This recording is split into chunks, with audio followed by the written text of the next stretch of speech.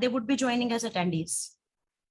They would be joining as attendees. We are panelists. Yeah. Okay. Because so I can see this is a normal Zoom where we are participants. Yeah. And I think they would also be able to join through. We will promote them as panelists. Don't worry about that. We'll start brother now. Okay. Yeah, okay. We'll start. Yeah. So good morning to one and all. I'm Dr. Ruchika Yadav, professor at School of Management and Commerce, KR Mangalam University. And also I'm the member of the Center of Excellence for SDGs. So Center of Excellence for SDGs at KR Mangalam University, in association with Heartfulness, has planned a national symposium for today. And here we go. The topic for this symposium today is the contribution to sustainability by corporate. So before I begin, I would like to introduce a little bit about KR Mangalam University and the Heartfulness Institute. So KR Mangalam University is a state-private university established in 2013 under Haryana Private Universities Act and is empowered to award degrees under Section 2F of the UGC Act 1956. The university is a wonderful location with a magnificent view of the Aravalli Hills. It is spread over 26 acres where students breathe in a pollution-free, healthy and sustainable environment. The university has been striving to fulfill its prime objective of transforming the lives of young people and the youth through groundbreaking pedagogy, global collaborations, and world-class infrastructure. The vision of KR Mangalam University is to aspire to become an internationally recognized institution of higher learning through excellence in interdisciplinary education, research, and innovation, preparing socially responsible lifelong learners, contributing to nation building. The mission is as elite as the vision is. It's committed to fostering employability and entrepreneurship through a futuristic curriculum and a progressive pedagogy with cutting-edge technology.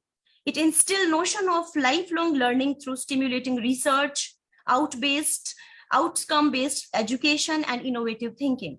It integrates global needs and expectation through collaborative programs with premier universities, research centers, industries, and professional bodies.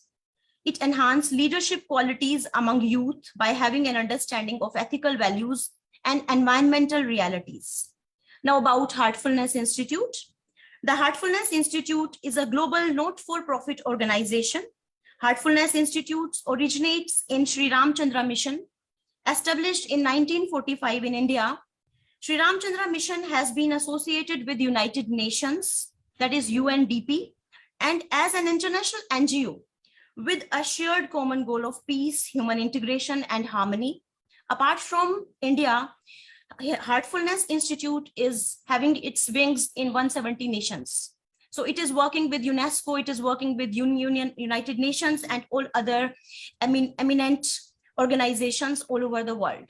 Millions of people are associated with Heartfulness Institutes, and more than 17,000 trainers are there all over the world.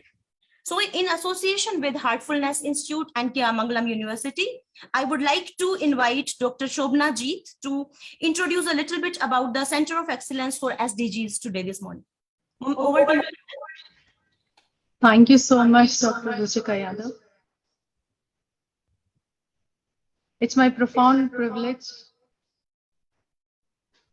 Ma'am.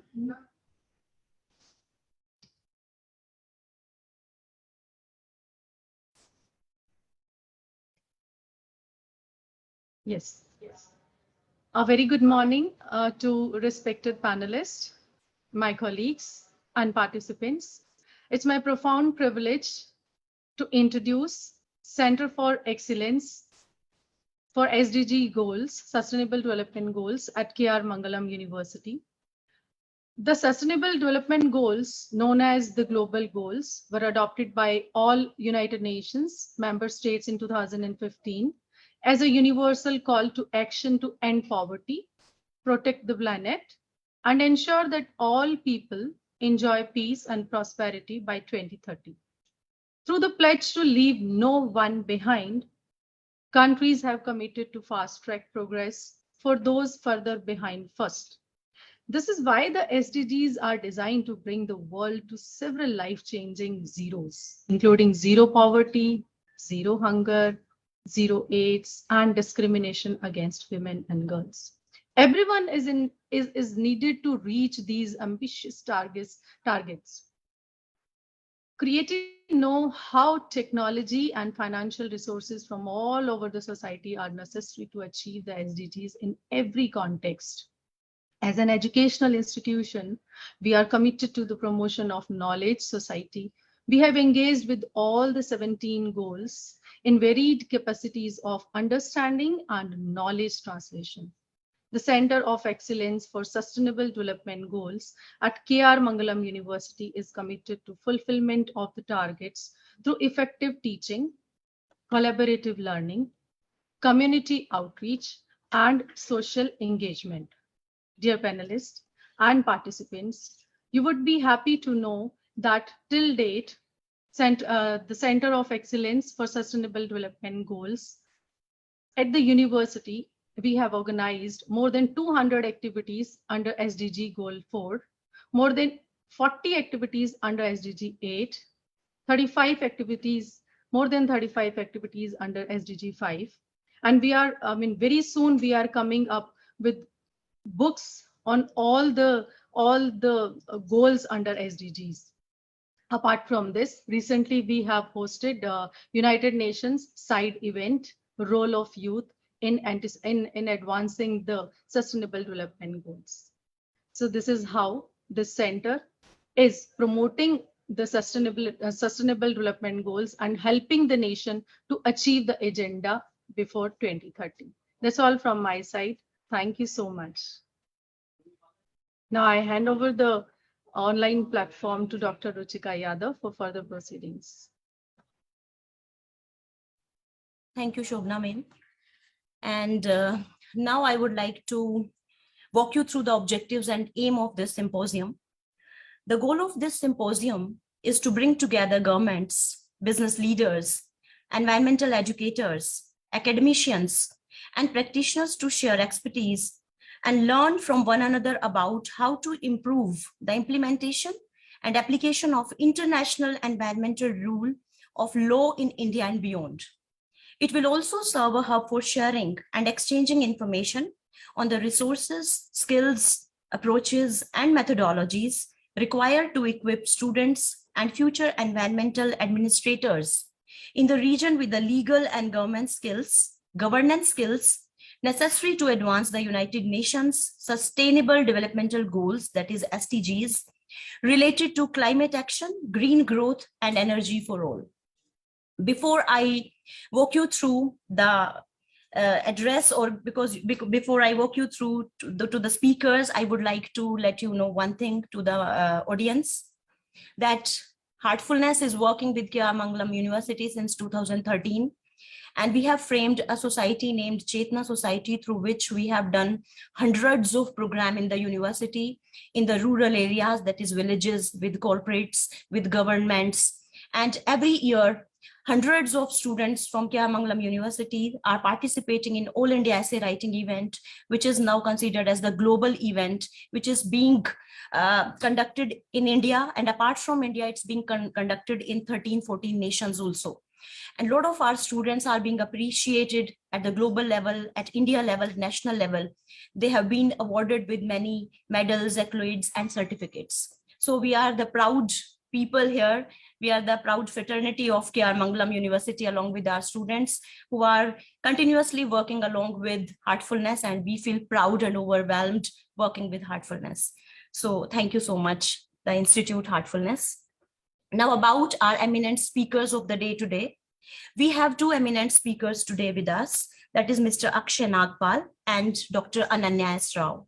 So I would like to go ahead with Mr. Akshay Nagpal first about his introduction. Mr. Akshay Nagpal is a certified Heartfulness trainer.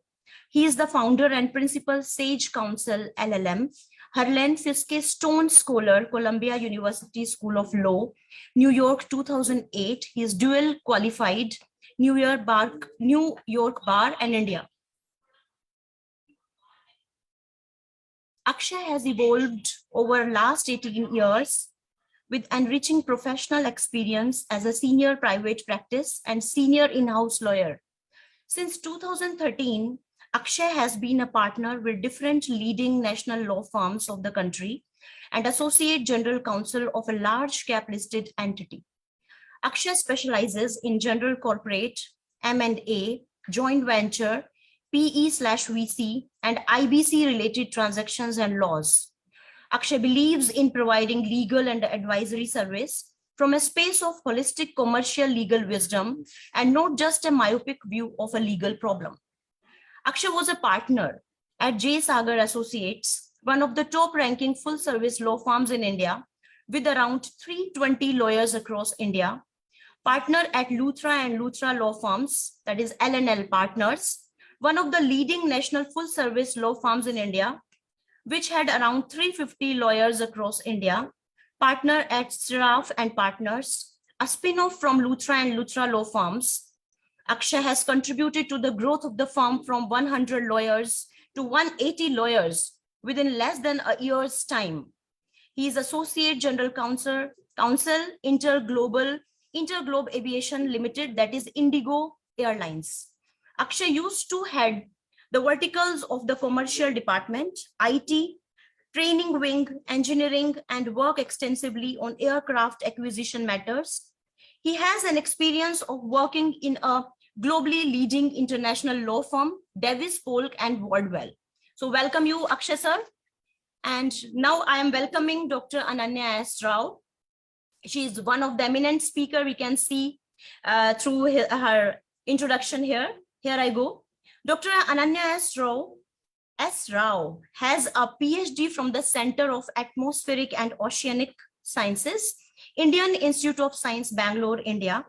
She has had the privilege of working with pioneers of climate change research in India and has studied the terrestrial carbon cycle over Indian region.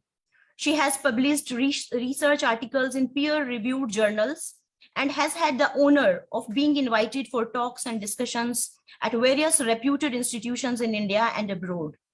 She has extensively traveled to different forests ecosystem across the country and Hasselware's been passionate about environmental conversation. Having been a witness to shrinking forest ecosystems across the nation and the blatant effects of the climate change on the life of people from all walks of life, she is doing her part to help alleviate the situation in any way possible. She is currently working as an individual specialist with UNESCO MGIEP in New Delhi and also a senior scientist with Forest by Heartfulness, a global greening initiative of the Heartfulness Institute. So welcome Dr. Ananya S. Rao at this platform.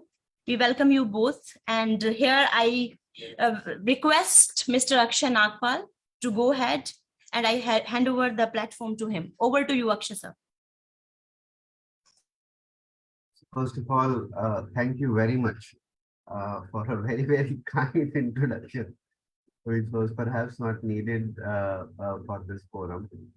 And I'm very glad to hear from Professor Ruchita, Dr. Shobna, about all the good work that's going on in K.R. Mangalam University around sustainable developmental growth, that there is a Center for Excellence on SDG and all the activities. I think it is through thought leadership of prestigious academic institutions like K.R. Mangalam University that we can hope for a very bright future for our planet Earth, where we can all together as humanity grow.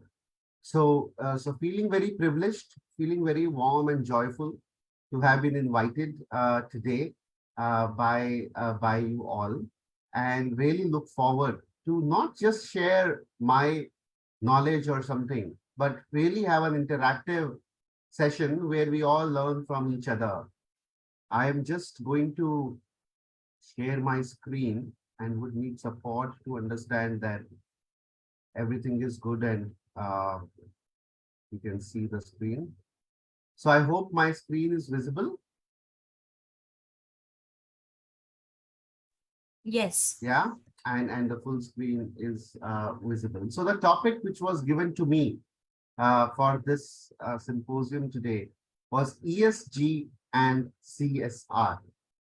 So before we get into it, and deliberately I have used this abbreviations because world over, it is these abbreviated forms which are used. Uh, these are the ones which are mostly talked about. Actually, if we sometimes expand these terms, people may not understand what we are talking of. They are so popular now.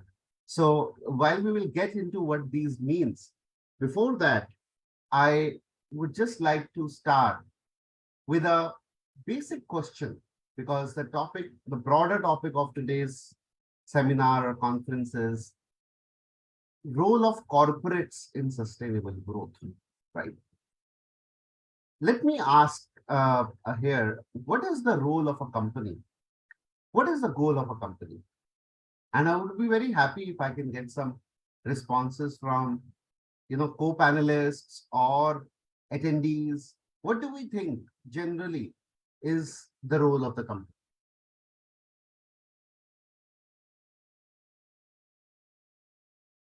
Anyone could pitch in, please.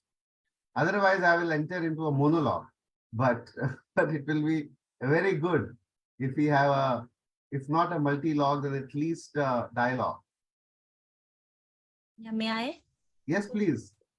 Yeah, I think the role of any company would be to provide employability, number one, and second, they should take care of the emotions and thoughts and intentions of the people as well. They should think about the people's known communication part also. It is not always should be like people should come up what they feel, but they should understand what is beyond that also. So it is about ethics, it is about morality. So every company's role is to put morality and ethics at the prime importance. Yes. So I think Dr. Ruchika did share about what very lofty goals that we have for corporates. But there is a very, very primary goal why any corporate or a company exists, right? Company is a juristic person, which means it's a fiction created by law and has its personality on its own, but it's not a human being like in blood and flesh.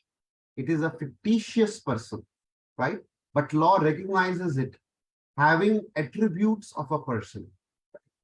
And one of the primary purposes of a company is actually creating profits for people who have invested in the company, who are called its shareholders, right? That is one of the most popular beliefs and one of the more popular reasons why human civilization, the legal systems, kind of created a fictitious person called company. It happened around, I think, somewhere in 1700s or 1800s with a case of Solomon versus Solomon in England, where the whole concept of company as a different juristic person came into being. And it was recognized that its purpose is to maximize profits for its person.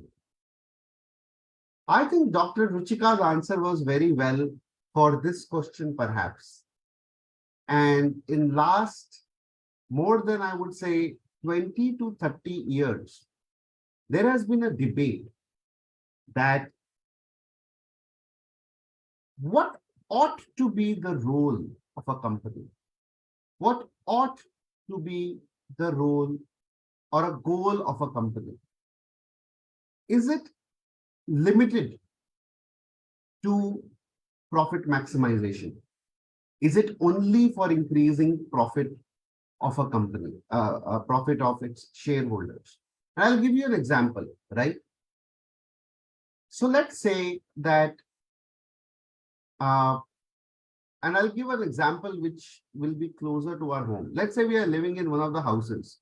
In Gurgaon, a lot of us live in, we also live in houses which are on the plots of land.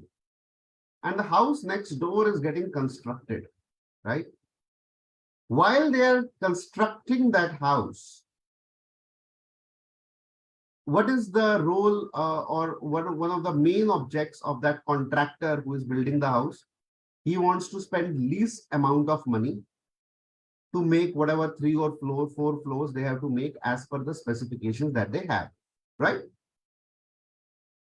Now, to fulfill that role or fulfill that goal, they don't take care too much about creating safety boundaries between adjoining houses and the constructed building. As a result, the construction causes cracks and some damage to next door property, right? Now, let's assume there is no law which stops them from doing so. The question is, what do we feel? Is that role of that company which is making that house limited to maximize its profit by spending least amount of money in constructing the house? Because if they spend less and they have a fixed price at which they can sell a floor, then they will make more profit, isn't it? Or what does our hearts guide us? That company's role would also be to do that business in a way that rest of the community around, rest of the houses around, do not face any nuisance, do not face any problem or damage because of them doing business. I would love to get some responses. Again, from whoever is on the call today on the Zoom, we have 16 of us, including 9 attendees and 7 panelists. If attendees can maybe not permitted to speak, but they can perhaps give chat responses. That's a feature always available in any webinar format. So what do we think should be a company's role?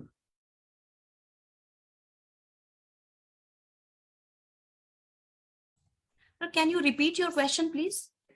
So I gave an example, Dr. Ruchika, that to bring this point home, right? We all live in Gurgaon area where there are plotted houses, right? And we see a lot of construction happening in these plotted houses, right? Now, what is the goal of a contractor who is making houses with intention of selling these floors? The intention is to spend least amount of money to make these houses as per a specification and then sell them at maximum possible price, right? Now, as a result of this construction, if the adjoining neighboring houses, let's say we are staying in that adjoining neighboring house, that house is developing cracks, that house is developing some damage, right? Some damage is suffered, which could have been prevented if the contractor would have spent some more money in building some safeguards, in taking some precautions that, that damage doesn't happen. What do we think is the business or role of a contractor? Just to maximize profit, leave apart what's happening around, because law doesn't ask him to do that safeguards. Law is not coming into the picture. Or it's the role of that business of contractor to not just maximize profit, but do it in a way which takes care of the community around. That's the question I'm posing to the group. What do we feel from our heart, from our instinct? Sir, Yes, yes, please. Sir,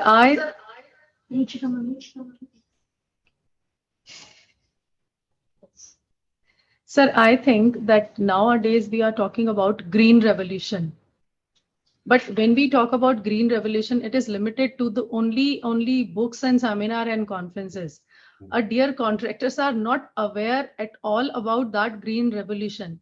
And I think one of the solutions which is related to the infrastructure is there under the green revolution, whereby we can draft some guidelines or rules regarding the construction of new buildings or so.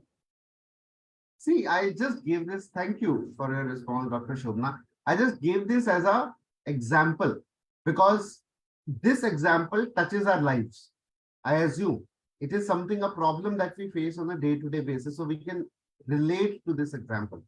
But I'm saying from an instinctive perspective, what does our instinct say?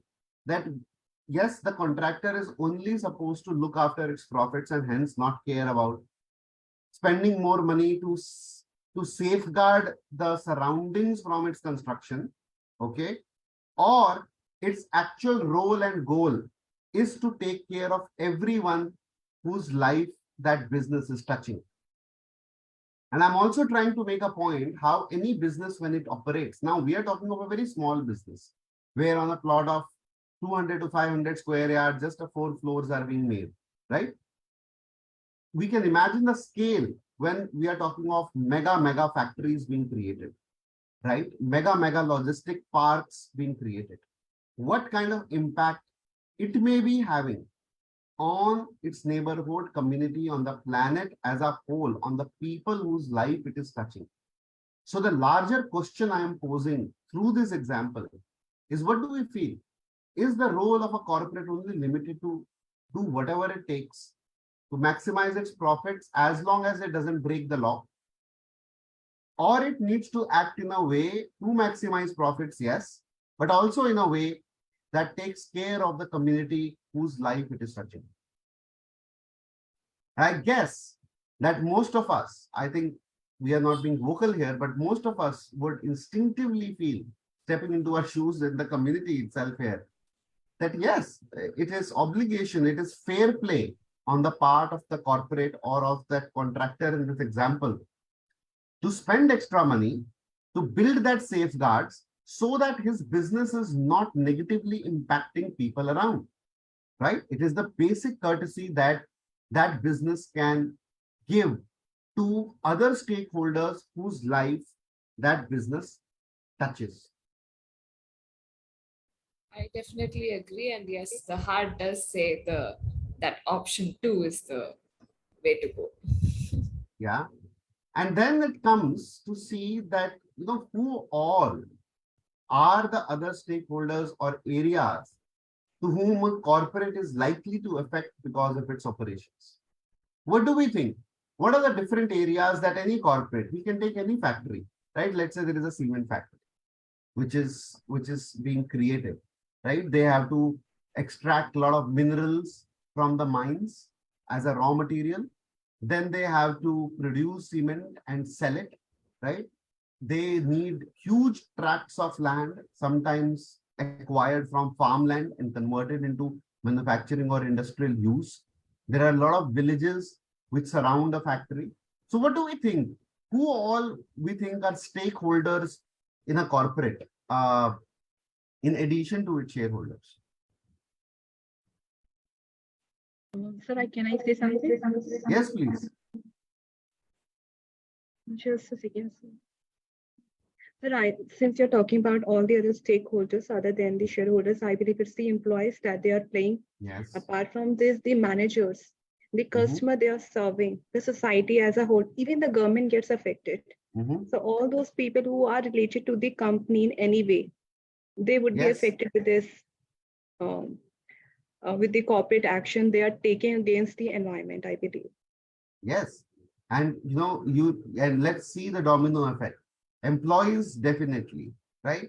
Families of employees. Because let's say they are not treating their employees very well, right? There are gender inequalities being practiced in a company. The families of employees get affected, right? Then there are communities which are around that factory. There are villagers, there are villages which are surrounding. If the factory is a polluting factory, they are somehow barely minimally meeting the legal requirements, but they are depleting the groundwater in a very big way. Can we imagine how it will impact the farmland which is adjoining that factory? How will, if there are any toxins which are inadvertently, again, legal standards may be met, but if there are any toxins which are inadvertently seeping into the groundwater, right? How it could impact the areas around. And by using a lot of energy, which is not, as we say, carbon efficient, which is producing a lot of carbon or releasing a lot of carbon back into environment, right? Can we imagine what it does to the planet as a whole, to the state as a whole, on the atmosphere, on the environment? using these analogies for last 20 to 30 years, right? And maybe a little bit more. Now, I think the debate is largely settled. There used to be a big academic debate that whether a corporate's role is limited to maximizing profit as long as it meets law, which is laid down, or its role is also to contribute to growth of other stakeholders that it touches, right? And we just discussed what all different stakeholders we're talking about, what is its role in the society and environment as a whole, right? And that kind of brought to foray three globally recognized such impact areas. And that's now become quite a buzzword, right? And everyone is talking about it. And I'll tell you how this buzzword is now modulating or changing behavior of other agencies, which are in turn encouraging corporates to adopt a larger stakeholder approach rather than just profit maximization approach. And that's how we'll link the role of corporates in sustainable growth. Okay. So what are these three global areas? Can anyone say? This is part of our topic as well. Topic of this presentation. Anyone who may want to volunteer, what these three areas could be? At larger level, I believe it's the communities which is being Okay. impacted. Yes. Dr. Yes. Nanya was saying something. But when I talk to buzzwords, I think it's part of our topic of the presentation too. So what are the three main areas that are being impacted? Which is the buzzword today? I think I'll be cheating if I answer this question. So I'm going to No, I think it's an open book question anyway, Ananya, because that's part of the topic. So the ESG, environment, ESG social is governance. yes, and governance, right? That's what it is. So first is E stands for environment, right? That's an area, as we discussed, how a business could largely impact environment, right? Second is social, how communities are getting affected, how the people, the mental stress, mental wellness, all these kind of things, employees, like I said, families of employees, people around, their livelihoods. Let's say we create a mine, we get a license to mine in a village, right? And tribal people have to be dislocated out of that particular tribal villages because of that mining activity. Now, mining activity also, one may argue, is very important, because unless we have that, how will we have steel? We won't have growth. We will not have roads. We will not have economic growth, which is giving prosperity to the people. But as a cost of it, people are getting dislocated. One part is, yes, the corporates will be more than happy to compensate for that dislocation. They'll give money, good amount of money to people who are getting dislocated, much more than what they can earn.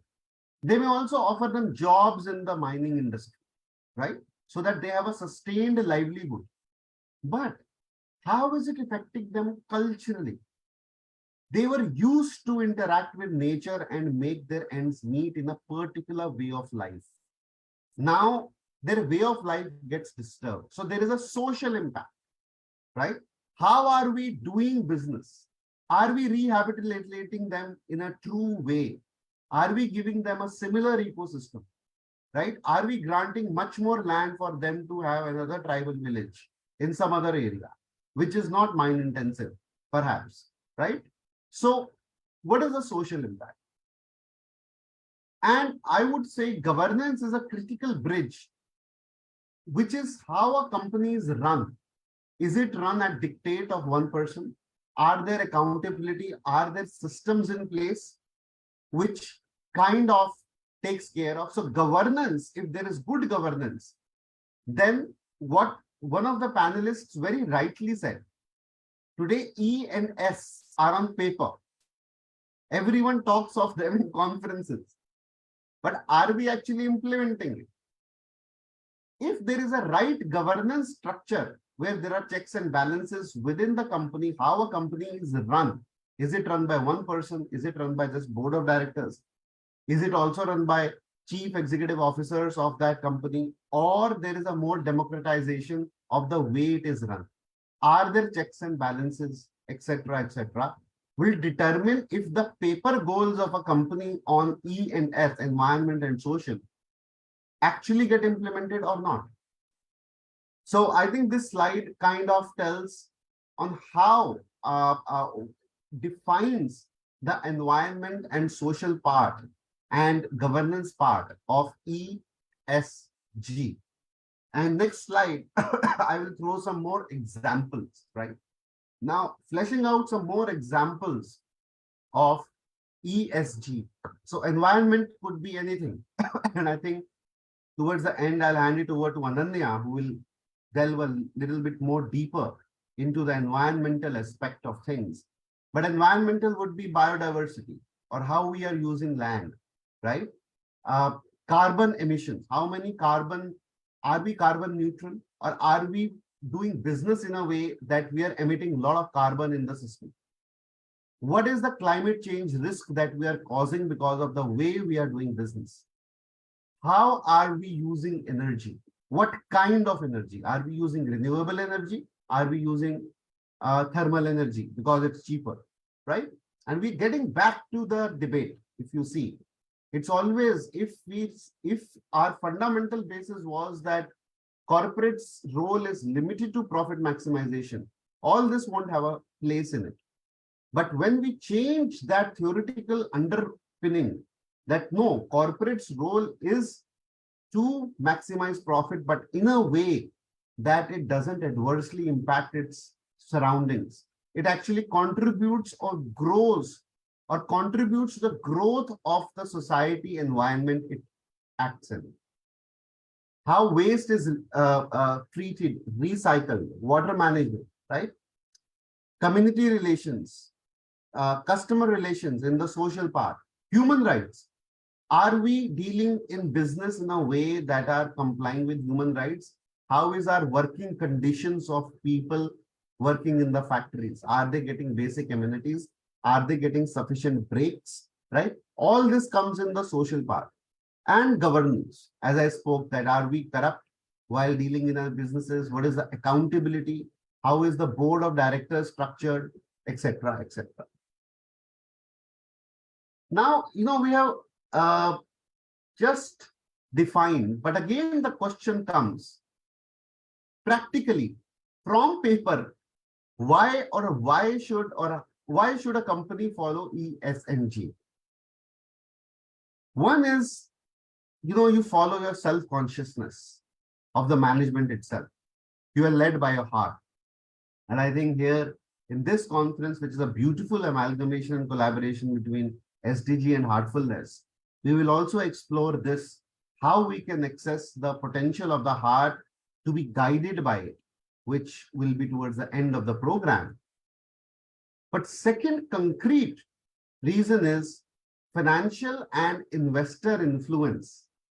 The financial industry is now actually encouraging corporates to invest in ESG, to adopt environment, social, and governance.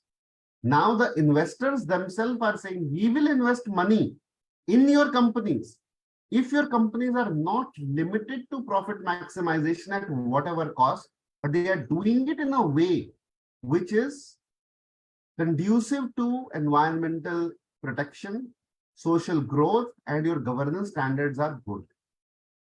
And now governments have also recognized it and adopted certain legal measures where they are part of legal framework. So law mandates you to disclose what steps you are doing for environment, social, and governance, as well as what steps you are doing and what you are mandated to also contribute to. Okay? So, let me take you, I thought there is no better way to demonstrate why investor community, people who are only related with financials and return on equity and return on profits, how they are also now geared up for ESG. All of us would have heard of mutual funds, right? Mutual funds, we are all aware of mutual funds generally. Mutual funds are a tool where people can park their money and mutual fund manager invests money in companies with intention that that money will grow. There will be much more return on the investment. Okay.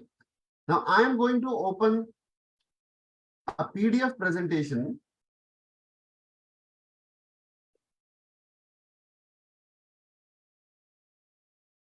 Hope it gets open.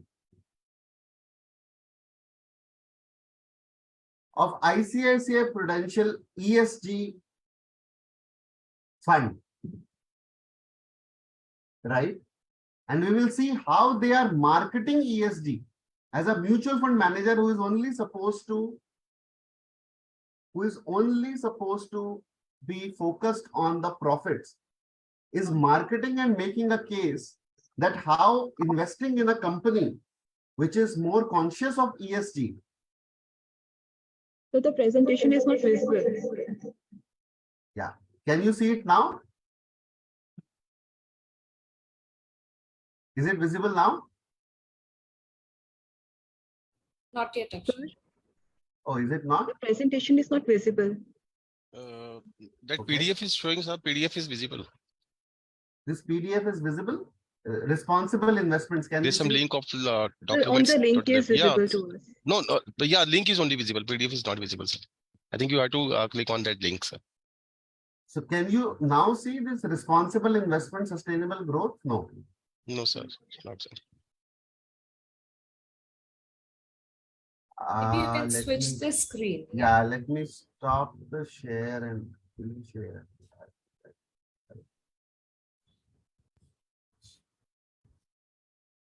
Okay. Is it visible now? Yes, yes. Yes, sir. Yeah. So you can see a mutual fund is now making pitch to investors that you should invest in those companies which are responsible and sustainable growth. They are talking of ESG, right? They are explaining what is ESG. What is environmental? I think this is a beautiful example to understand environmental part. They are saying a company is doing industrial manufacturing and inefficiently using water. You should not invest in such a company. There is a software company which is using renewable energy. You should invest in that company. Okay. So how the scoring is done of a company, not just on their financial profits, but also to score non-financial part of environment. That is it efficiently disposing waste? Is it preventing pollution, conserving energy, conserving water? Then social responsibility. There is a company A which is negligent towards safety of its workers. Let's say it's a big construction company. To save cost, it is not giving safety equipment to the workers, right? So mutual fund is saying we will not invest in such a company. We will invest in a company which encourages women to restart their career after a break. Okay. So who are investing in social capital, labor welfare, gender equality, women empowerment, donation to social causes, quality products. They are all now part of the investment philosophy of investors. And governance. Manipulation of records versus strong management team. Whether we have ethical practices, there are internal controls. And if you see, what I was saying is being said by the mutual fund. A company with good corporate governance will also ensure fulfillment of the environmental and social duties. And they are talking of traditional and responsible investing. So this concept of responsible investing is now coming in, where investors, people with money, see how will we drive companies to do something? Where people around who are important stakeholders like financial investors themselves ask them to adopt ESG, adopt them environmental sustainable practices. So the new responsible investing is financial parameters, I'll just use this. Financial parameters and ESG parameters both. They are becoming important for investors to invest money in these companies. So automatically, companies are now getting more and more aware and cognizant about ESG, about sustainable growth and contributing to it, because there is a pressure from investors themselves.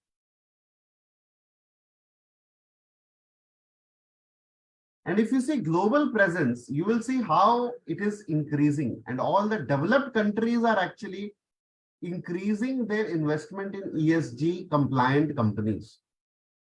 You see, this is the assets under management. In short, it means more money is being invested in companies which are contributing to growth of environment, social, right? Who are more compliant, who are not just compliant, who are contributing to other stakeholders, environment and social. We are seeing an uptick in investments being made in those companies. There are more flows of into sustainable funds. And they are arguing that those companies in long term will do better profit as compared to companies who are only limited to maximizing their own. So these are all the reasons being given, right? Why we should be investing into companies who are environmentally, socially, and from governance standpoint, very good. So I just wanted to kind of, showcase this, and we will come back to our presentation.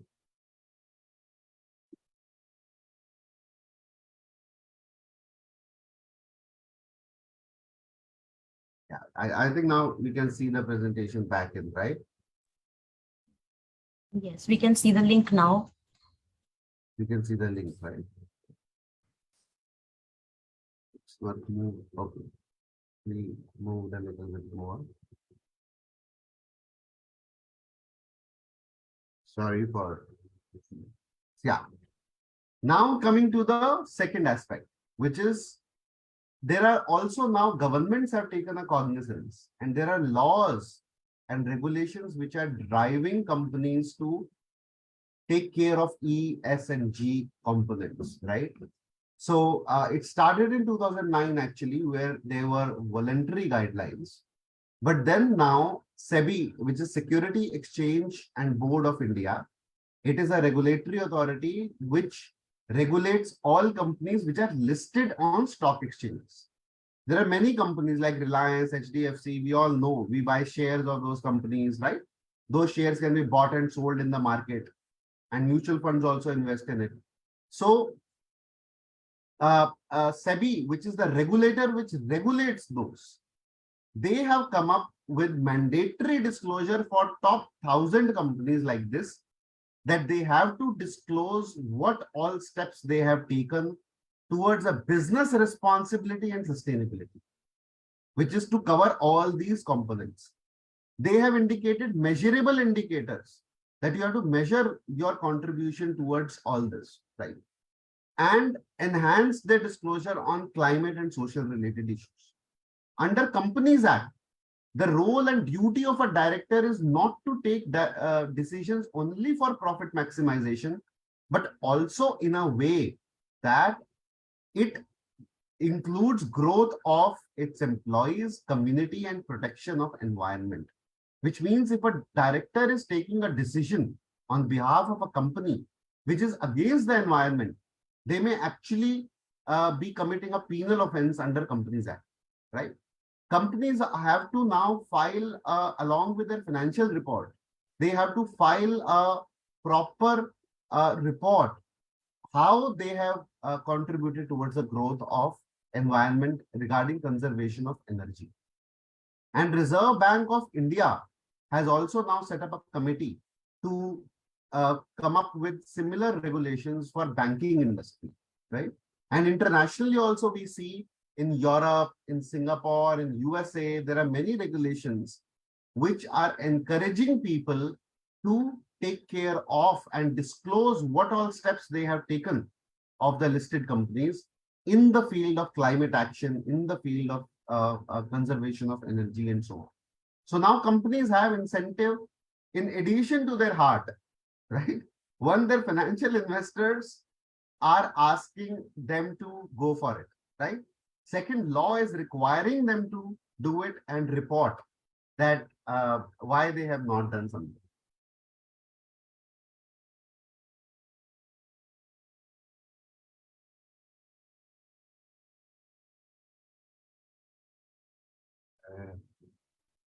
I think my system is a bit slow, so it's taking time to change the slide.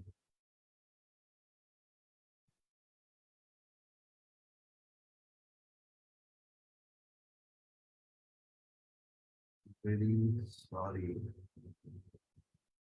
Okay, I think there is some issue.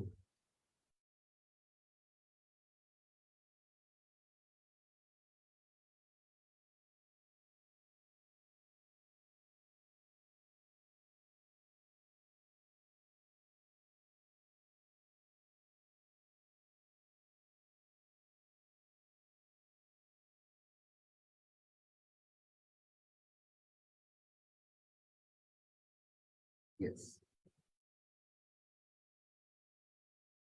Now on the other part of the topic, which is very linked, which is CSR.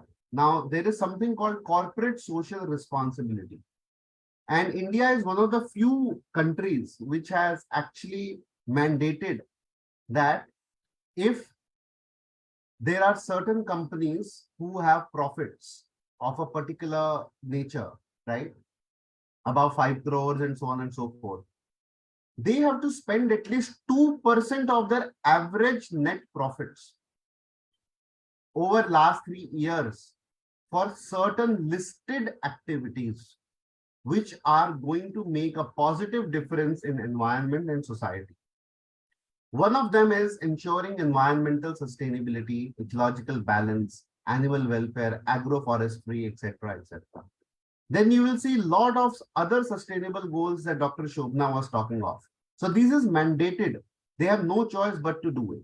And this is different from donation.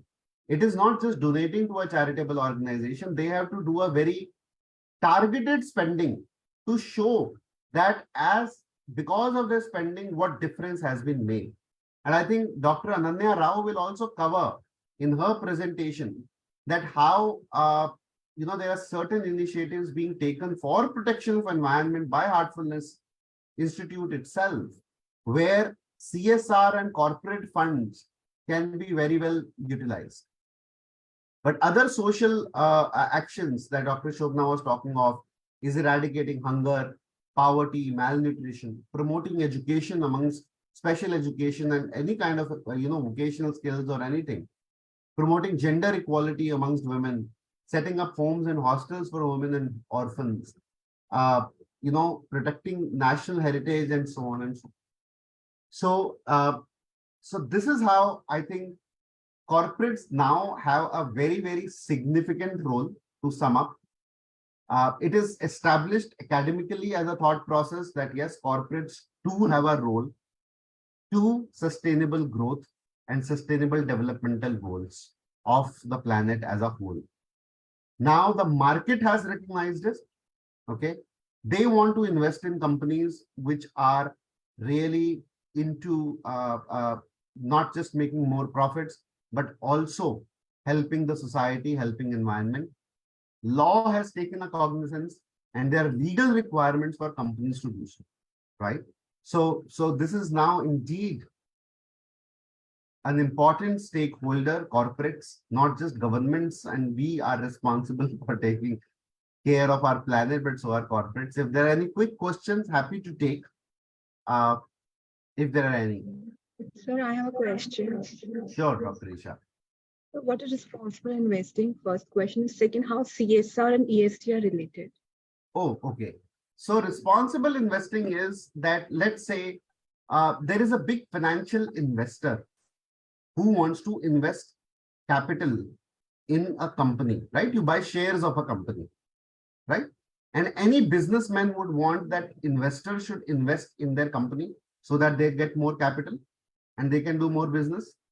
Now the investor community, there are large pension funds, there are large financial investment platforms who are now preferring to invest in those companies whose business practices are of a nature that contribute to sustainable development goals.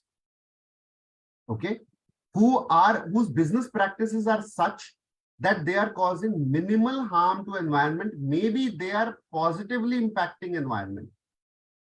They are positively impacting society as a whole, right? So those companies are able to attract more investment. That is responsible investing. And there are mutual funds which are focusing only on those kind of investments as well. How CSR and ESG are related, very deeply related. CSR in India, see, CSR generally means corporate social responsibility, right? That a corporate has a social responsibility as well. They can do it voluntarily too. But in India, it is now mandated by law. If you are a company with a minimum kind of profit, like your profits of X, then you have no choice but to invest 2% of your net average profits towards CSR activities. And as I saw the CSR activities we saw, right? If you see, all these CSR activities are E and S. Environment, you see in the bold, in the top, on the screen.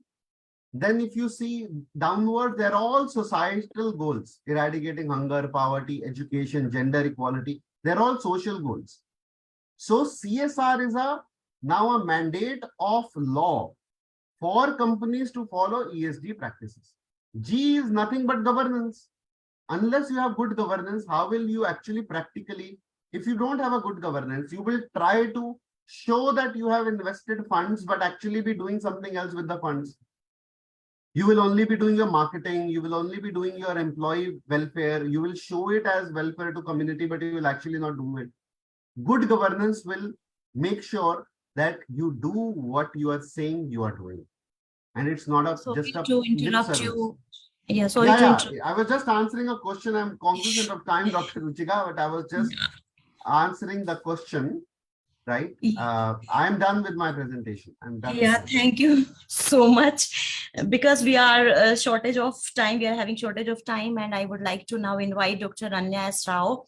After listening to the wonderful session by Mr. Akshay Nagpal, who has just touched us about the and the tangibility part of the ESG and CSR. So welcome you, Dr. Nanya S. Rao. Over to you now. So I have to go for actually another session. So wonderful being here, and thanks to everyone for hosting me. Thanks a lot. Thank you so much. Thank you. Thank you, Akshay. Thank you, sir. It was a wonderful session. Thank you, sir.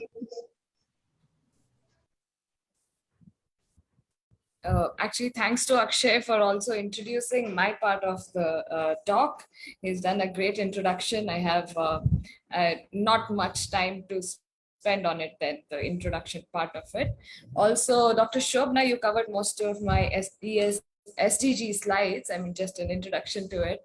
I also would like to voice that it was really heartening to hear the kind of work that's happening at Mangalam University regarding the SDGs. And yes, I think, can you all see my screen right now? Yes, ma'am.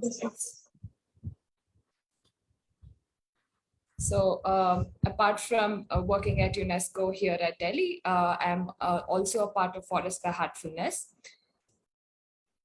Yes, so since most of this is covered, I just wanted to quickly touch upon.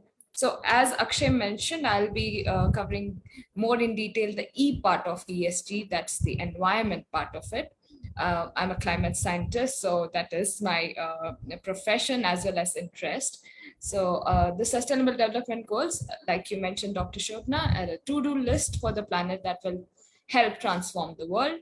So how we came to Sustainable Development Goals has also been a long process of trying things out. We had so many, the Kyoto Protocol and Agenda 21 that was in Rio, that 1992, that started the IPCC reports and all of them, which are giving us timely advancements into what's happening with the climate and how the human race is trying to rectify whatever is being done.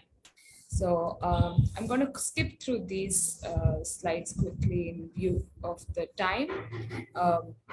So right now, what I'm doing with UNESCO is focusing on this particular SDG, that's on quality education. In SDG 4, we also have 4.7, which is looking at education for sustainable development. That's precisely what I'm looking at. So I help develop modules for climate change with an additional aspect of looking into the human behavioral part of it, where, as Akshay was mentioning, the consciousness is also included as to how we can bring about a behavioral change only when there is a connect, emotional connect. So science also validates this now, what we understand through the heartfulness practices of expansion of consciousness, as well as other practices of meditation. Science is also validating, saying that there cannot be any action without there being some kind of an emotional, empathetic connect to the subject. So this is the other aspect, SDG 11. These are just pointers for you to remember, so that when I take you through the journey of Forest by Heartfulness, you can connect to these SDGs as well. So SDG 11 talks about sustainable cities and communities. 13, of course, is climate actions. So how to move from, everybody hears a lot about, we heard Akshay speak about ESG, we hear this term everywhere, global warming, climate change happening, and we know it. I mean, we look outside our windows, we know that there is something wrong that's happening with the environment. But how do you take this knowledge and turn it into action part of it? And touching upon life on land.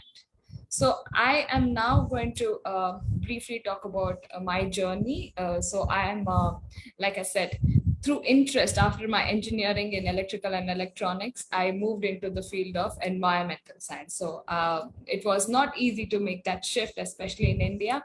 But after a few years of working in the same field, I got into a PhD program at the Indian Institute of Science at the Center for Atmospheric and Oceanic Sciences. And it took me long 6 years to finish my PhD at that center as well. But after I finished my PhD, I thought I'm going to take a 3-month break with my father, who is based at the world headquarters of our Heartfulness Institute at Hyderabad. It's called Kanha Shantivanam. Went there in 2019 and stayed back there for 3 years instead of 3 months. So what I did in my PhD, working on climate change with the help of models, climate models, computer models, I could do hands-on there at Kanha Shantivanam. And that is the connect that I could see between the knowledge to climate action. So I'm going to take you through quickly now through the journey that I've had with Forest by Heartfulness and the Heartfulness Institute with regards to the climate action part of it. So briefly, this is how the campus looks like. It's a 1,500 acre campus in the outskirts of Hyderabad. It's called Kanha Shantivanam.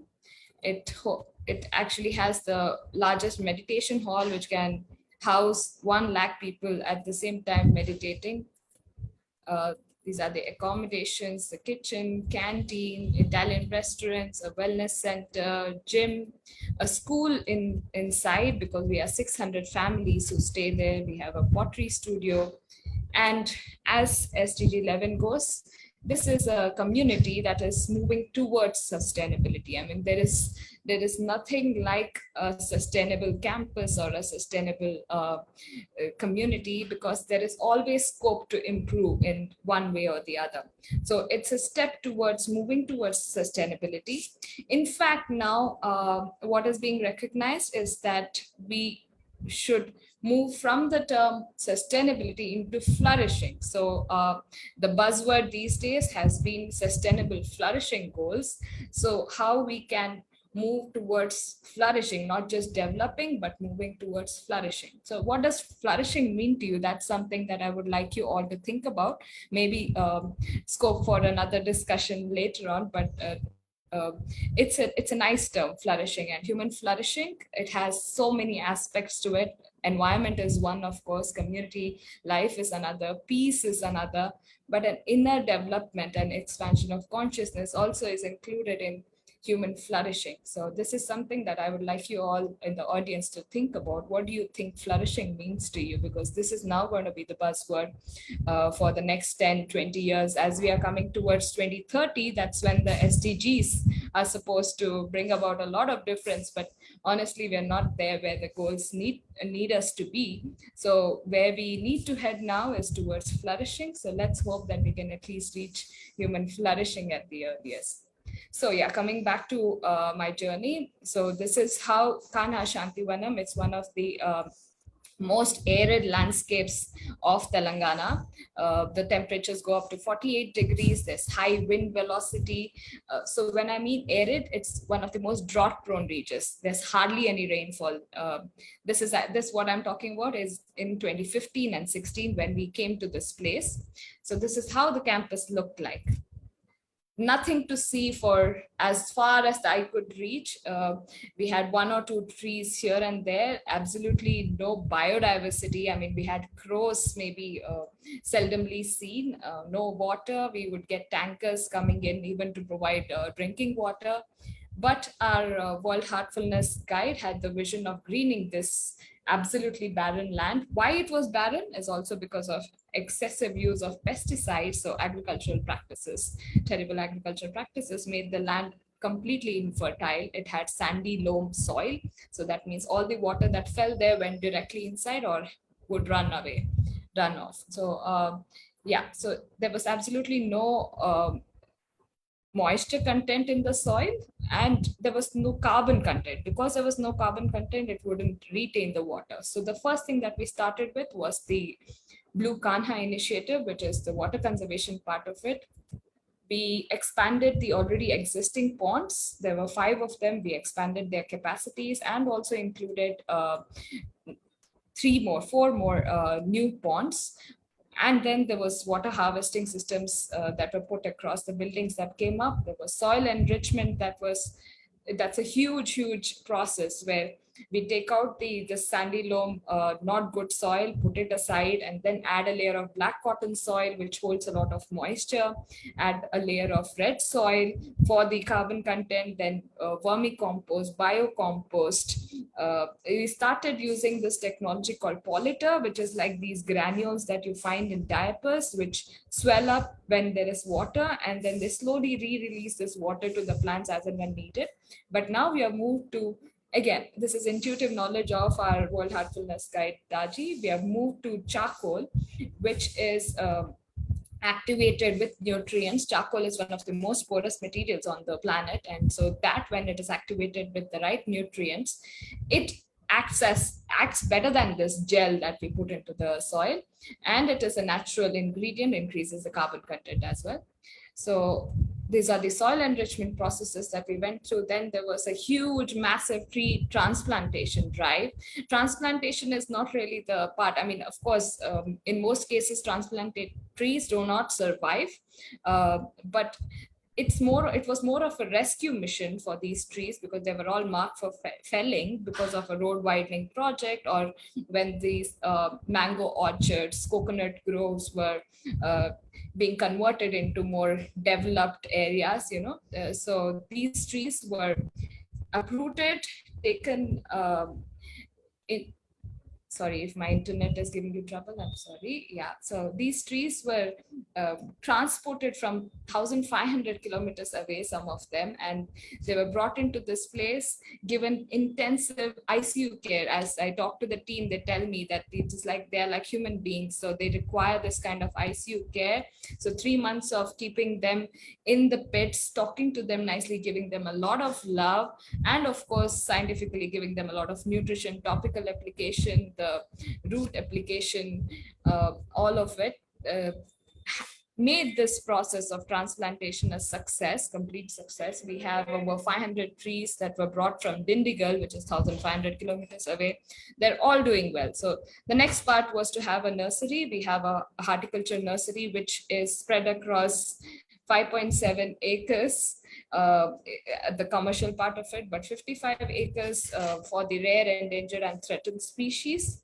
These trees, the number of saplings that are grown have crossed 1 million now in the nursery. This is how the nursery looks like. So, and Daji, our World Heartfulness Guide, whom I was talking about, he has a unique perspective on the greening. He says, why is this greening important? Not just the ESG aspect of it, but also he says that these trees hold a lot of good vibrations. So they act as vibrational banks. I mean, you sit under a tree, you feel rejuvenated, you feel energized, you feel happier. And he says that's because they retain this good energy with them, and they slowly re-release it into the environment for our own benefit, for the benefit of human beings. So that's his unique perspective on the greening. And that's when we embarked on Each One Teach One to Plant One. So 6 years ago, and food forests were conceived, millet gardens, organic vegetable gardens. We have medicinal plant clusters of unique trees. All of the trees that are planted, the uniqueness about Forest for Heartfulness, the greening initiative, is that we look at the ecological aspect of the tree, or the food value, medicinal value. So what these mean is that the plant needs to be primarily from this place. I mean, it has to be an indigenous species. It has to be native to India or the region that you're planting it in, for it to have some of these values at least. So an emphasis on growing native, rare, endangered species was given, which we didn't realize until much later. I'm going to end with that part of it. Yeah, so that's where Green Kanha came about. This is me at the Forest for Heartfulness Kana Shantivanam. Volunteers from across the world come together, from all walks of life. They come together to create this green oasis. So why this? Why this emphasis towards planting native endangered species? Taji conceived of forests in this area, in that dry deciduous place, dry semi-arid region. He wanted forests. So initially we got deciduous trees, which are native to that place. We have sandalwood growing, which is again on the verge of extinction. We have red sanders, Raktachandan, as they call it, some jamun, which are native to this region. All of them were grown. But then Daji wanted rainforest species. So when he thought of it, it was almost impossible. Can you believe an area that is so hot, temperatures going up to 48 degrees, and growing rainforest species there? It was unthinkable almost at that moment.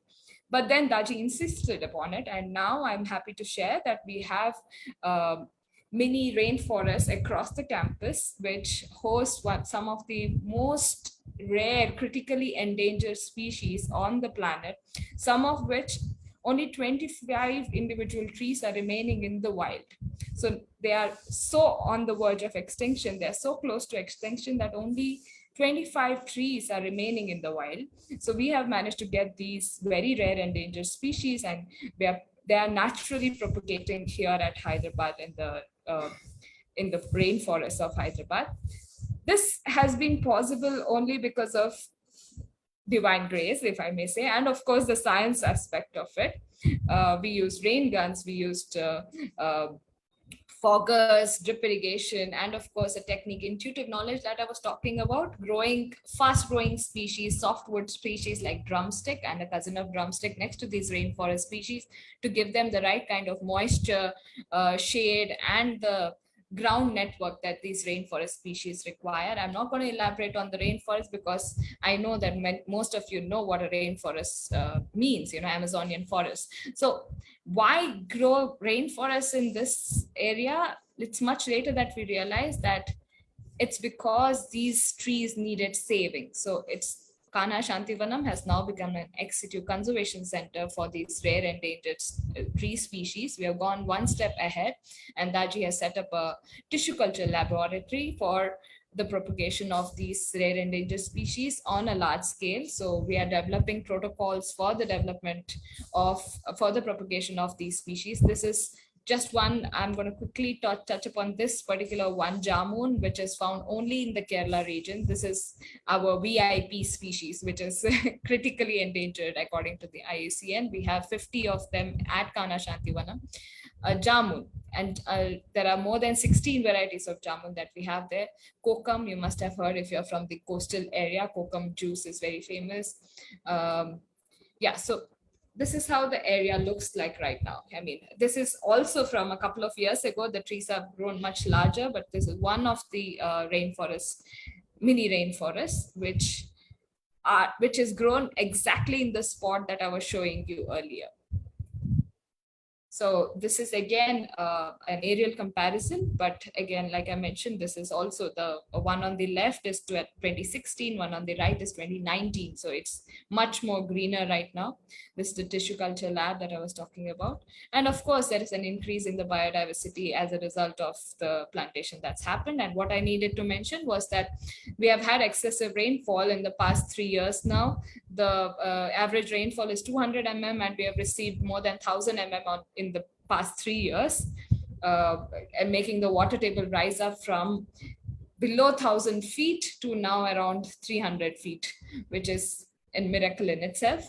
And like I said, the biodiversity, these are all pictures from the same place. The biodiversity, there's been an increase. We have rescued some of them. The black naped hare on your right is a rescue there. So this is the story of Kana Shantivanam, which I was grateful to be a part of. Now these kind of efforts are being replicated across the country. We have 18 nurseries which host these rare and endangered native species.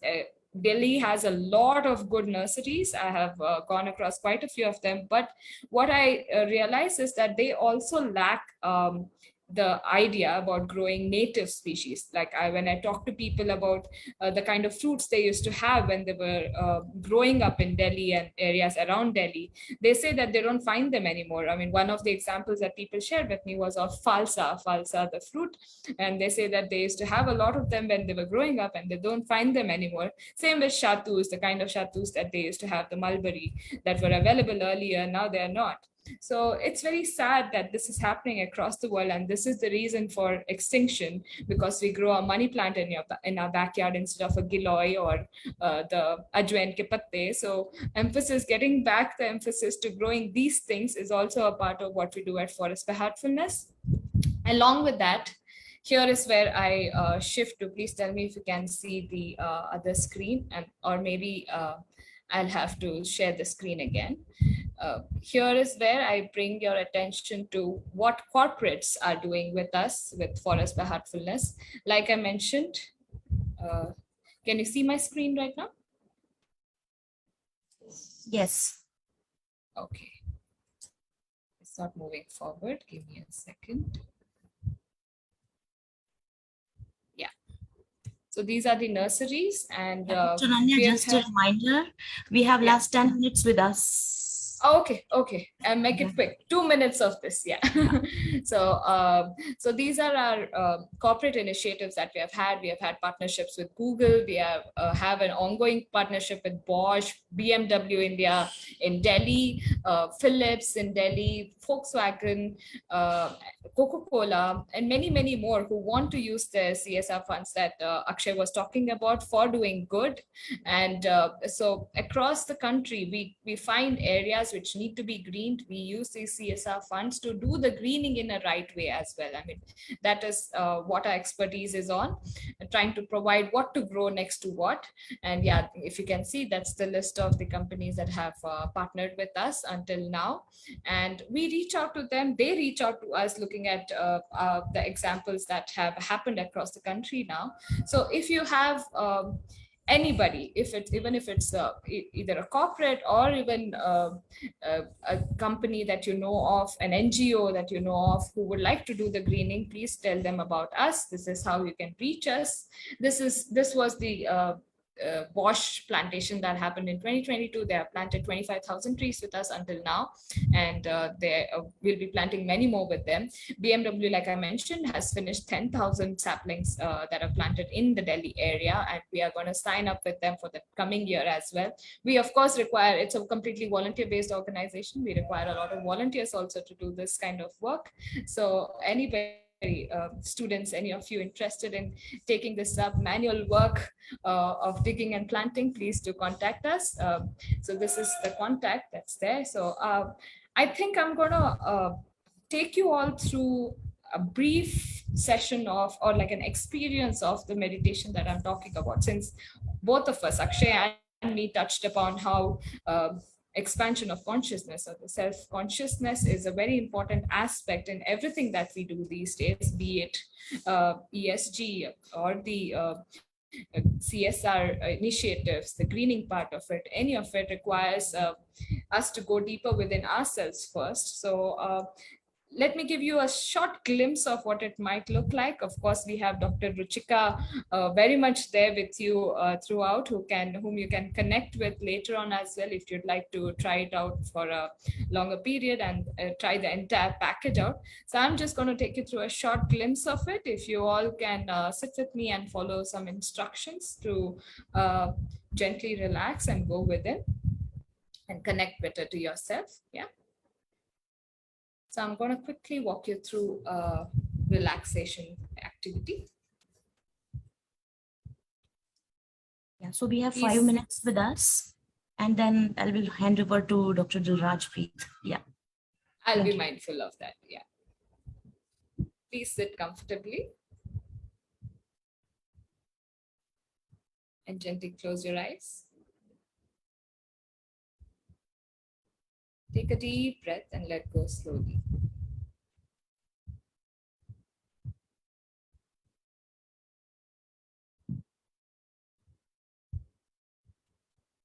Let us begin relaxing the body and the mind, starting with the toes. Please wiggle your toes and bring them to rest.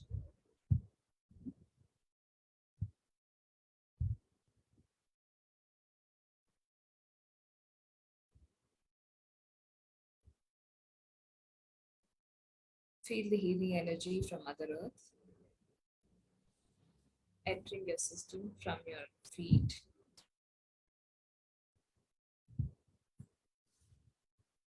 Relaxing your feet, your ankles,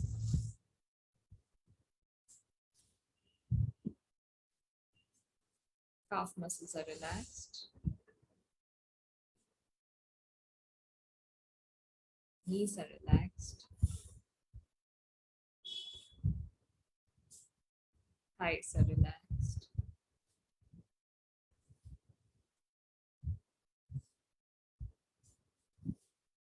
hips are relaxed,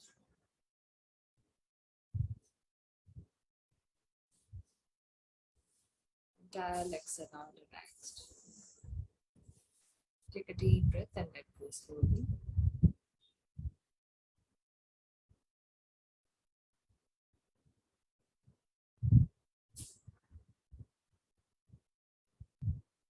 As the healing energy is moving upwards, feel it relax your lower back. Upper back is relaxed. Stomach muscles are relaxed.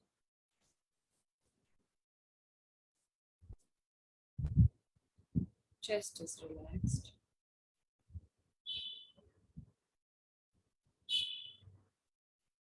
Feel your shoulders melting away.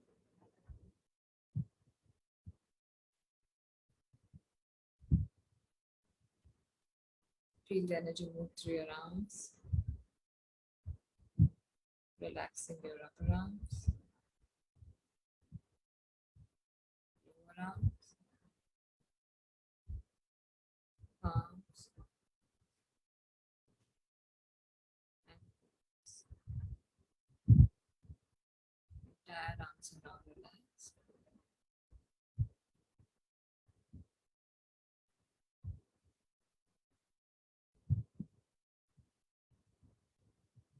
Feel the energy move through your neck muscles, relaxing your neck.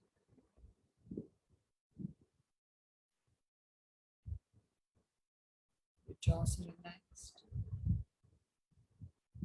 Cheeks are relaxed. Chin is relaxed. Eyes are softly closed, gently closed. Forehead is relaxed.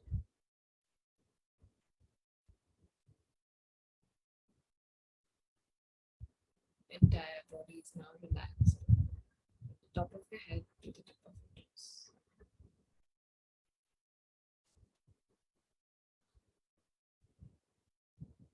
Slowly bring your attention to your mind. Simply let.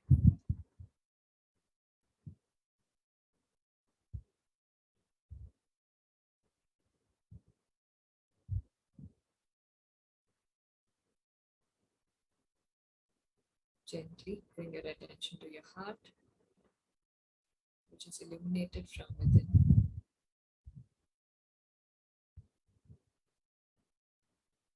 Have a subtle suggestion that the source of divine light is present within and is attracting you towards it.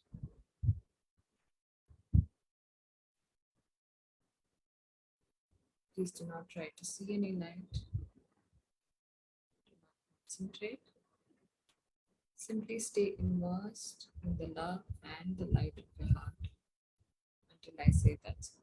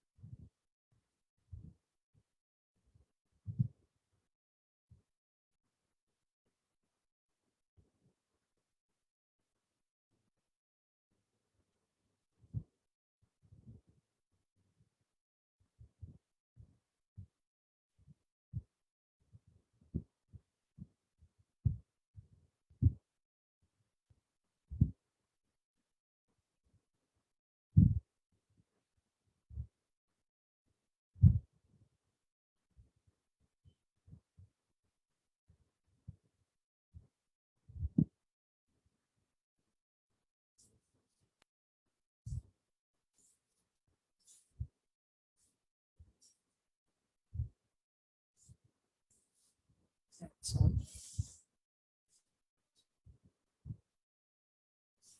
Yeah. Okay.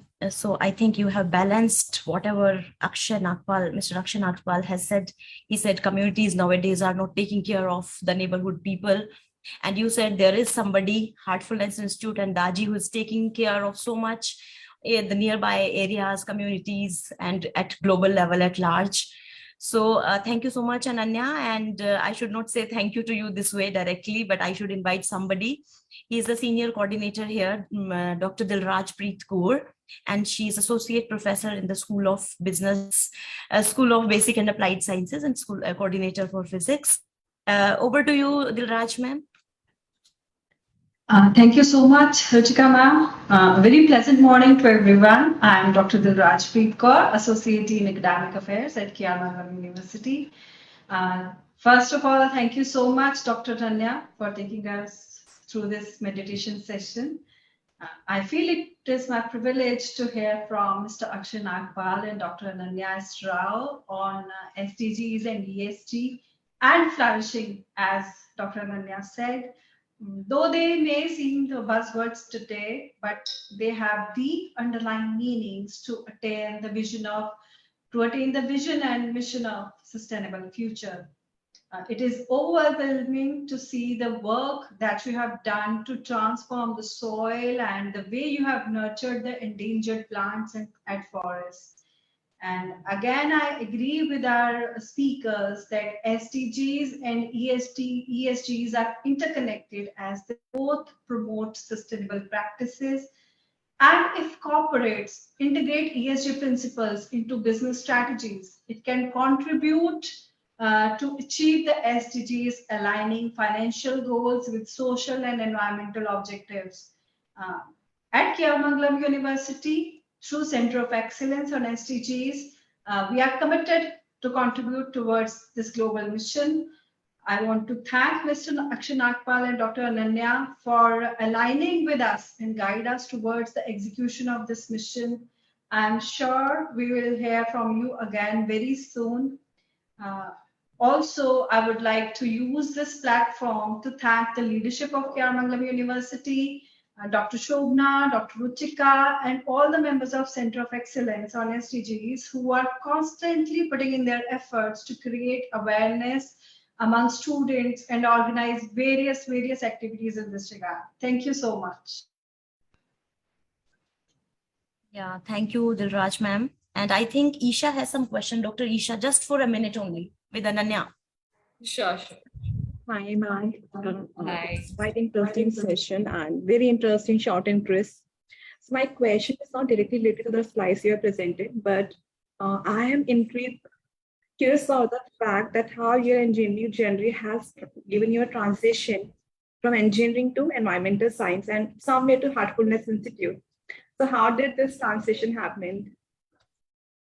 Yeah, that's a very good question. I mean, very pertinent because a lot of youngsters I've seen these days, they find it hard to do the transition to what they like, for example. I mean, it does not matter if it's climate science or whatever, but I would say it is. So growing up, my father was in the forest service. So because of his transfers, he was in a transferable job with a cadre in Manipur, but he used to take deputations because of the insurgency and things like that. So I changed 14 schools in 12 years. So because of these kind of transition, it was hard to no, I mean, I did well in my studies. That wasn't the part of it, but to really think about what I want to do with my life, it was not something that I knew earlier after I finished my 12th. And then I knew that I want to do something related to environment, biodiversity, especially wildlife is where my interests were. But then in India, we don't really have the even now. I mean, it's been quite some time, more than 10 years now since I graduated. But then even now, I don't see courses from reputed institutes which give you a bachelor's degree on, say, anything related to climate change or biodiversity. And after that, where do you see yourself? The placement part of it, you know. So my parents advised me to go in for a more easier option of engineering, and I followed through with their advice. So I did my engineering in electrical and electronics because I saw renewable energies there. So I was like, okay, somewhere connected. So electrical and electronics. And after that, yes, I knew for sure that I didn't want to get into a corporate job. I mean, computer job. Most of them, my batchmates got into a software company. So that's not where I saw myself sitting in front of the computer 9 to 5. So I approached somebody at IISc who was in the field of biodiversity and climate change. I told him that my heart's interest lie in biodiversity and conservation. So how do I go about it? And he told me, you didn't do bio in your 11th and 12th also, so you're not going to make it. Okay, so that was the first thing he told me. But then, Taras Khake is like, why don't you try working with me for a bit and see if you can sustain in the field. So I worked with him for the next 2 years on climate change and agriculture related projects. That was my break, or that was my opening into the field of climate change. And after that, again, since I didn't have bio in my 11th and 12th, cracking the exam itself was not easy. So I tried the ISC entrance once. I didn't make it.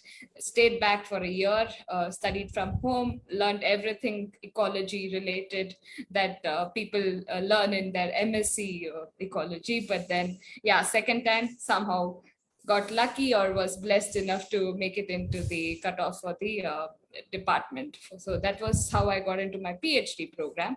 So I mean, Ananya, thank you so much. I'm so sorry to interrupt. That's okay. Yeah, because we have another question. Webinar planned right now. Sure. Just promise that we will meet again at the same platform. I say goodbye to each one of you. And thank you so much for your presence. Thank you so much for Anna. having me. Thank you.